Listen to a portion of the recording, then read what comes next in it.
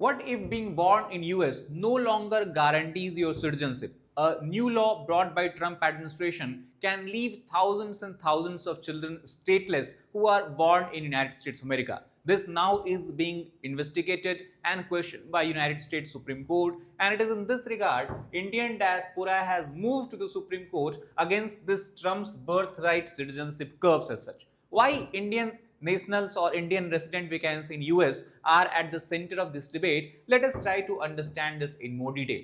First of all, to give you background of this particular topic, currently United States Supreme Court is discussing restrictions on the birthright citizenship that Trump administration is trying to impose. Basically, the policy was introduced by President Trump in his second term, and it raises concern over the statelessness. Statelessness basically refers to a situation where any individual is not associated or affiliated to any state. He or she might not be able to get any identification certificate, identity certificate, national cards, passports and all, and thus rendering him completely stateless. South Asian advocacy group in this regard, they have raised objections against such decision taken by Trump administration. Now the question is, what is the core concern if birthright citizenship ends in United States of America? The biggest concern is the effect on children. Thousands of children may become stateless. Legal uncertainty for immigrant family will also increase. That would also devoid them of many basic facilities that they enjoy while living in US as such. There is also going to be disproportionate impact on Indian origin families as well as South Asian diaspora, as they make up one of the largest ethnic group in United States of America, and also this group also has applied for highest number of the green cards as far as the US is concerned. So what is first of all new policy rule? Let us try to understand. Now earlier, any person who is being born, any children who is being born in United States of America is able to get citizenship or is able to become citizen of US as such. Now the rule is going to change. What Trump administration is saying that for any child being born in US, they can only be eligible for US citizenship if at least one parent is American citizen or green card holder. If both parents are neither US citizens nor having green card, and in that case if a baby is born in US, he or she would not be directly getting US citizenship as such. Otherwise child will not receive American citizenship. That's what Trump administration is trying to do here. Now what is the importance of birthright citizenship? We know that it has played a key role in shaping Indian diaspora. Many Indian citizens are there, many Indian, we can say, couples are there who live in United States of America. They are not green card holder, they are not also American citizens, but they are living on a long-term visa such as H1B visa and this we can say different visas as such. So in that case, earlier if the child was born to them in America, child automatically becomes American citizen. Now that would no longer be possible. It is based on the principle of citizenship by birth on US soil. Now this entire principle itself is being questioned and is being decimated by the recent policy made by American president. Now as far as Indian diaspora is concerned, why they will be facing disproportionate burden of this policy shift, this we can understand if you look at the numbers here that we have got from Pew Research in 2022. Now as far as this research data is concerned, total number of Indian Americans currently in US is about 4.8 million, which is a humongous number. US born Indian Americans are only 1.6 million. And overall, if you talk about the number of citizens in US who have gained citizenship on the account of birth only, there the number of Indians have 34% of share. That means out of all people in America who got their citizenship by birth, 34% of them are of Indian origin or are descendants of Indian origin citizens. So that is why disproportionate effect will be felt mostly by the Indian American group here. Now apart from that, also if you try to look at legal challenges, why Indian diaspora has sent their case to American Supreme Court, because the amicus brief has been filed in Supreme Court. It is being led by an organization called as SAJCO. SAJCO stands for South Asian American Justice Collaborative as such, and it challenges this particular Trump's executive order.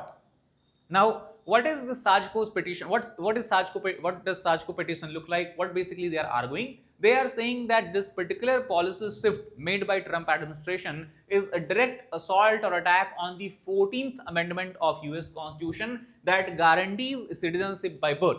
So that means if this policy has to change, there has to be amendment needed. There has to be amendment made in the American Constitution itself.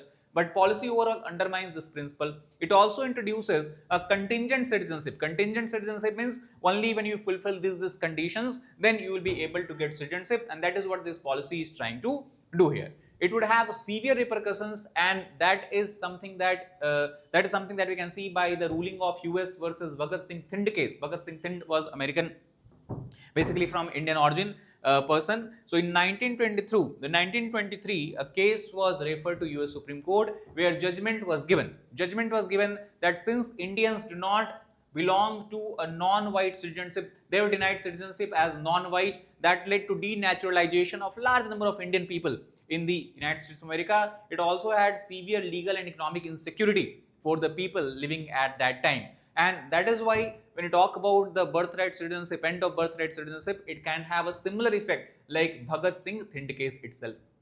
Now, as far as the immigration and economic impact is concerned, why Indians? Because 63% of green card backlog, if you talk about, that is largely being faced by Indian as such. So because these people are not able to green card at the time, obviously if they are now, if the children are being born to them, they will also become stateless, they will not be able to get American citizenship.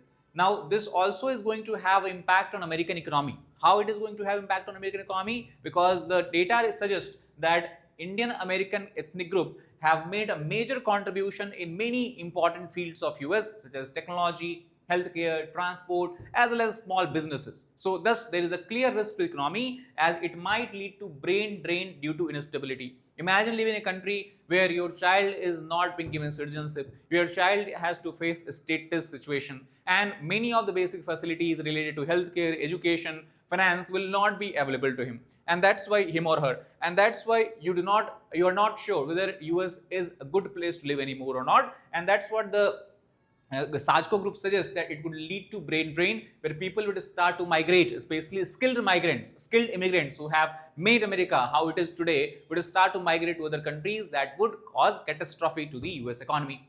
Broader consequences can be felt in terms of number. If you try to look, more than 255,000 children per year may be born without citizenship. That is a humongous number, and that's on an annual basis. So if this policy continues for a couple of years, you can imagine millions and millions of children would not have any kind of state affiliation.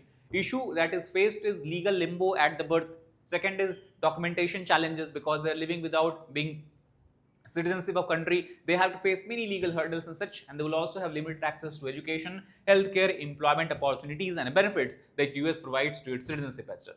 Supreme Court, since it has been looking in this particular policy cases for quite some time, they also have shows skepticism toward this policy, as there is a belief that the policy really violates 14th Amendment to the US Constitution, and it is quite possible that in the future it might be rejected and quashed by the US Supreme Court. But what actually and how exactly this all pans out, what is the final decision that US Supreme Court takes as far as this particular Trump's administration policy is concerned, we have to wait, watch and see. But definitely it is going to have a significant impact, whether verdict is in favor or not in favor, on the one community, and that is Indian American community. So that's all for this video. If you like the video, please hit like button, share it with your friends, as a subscribe channel for more content. Thank you very much.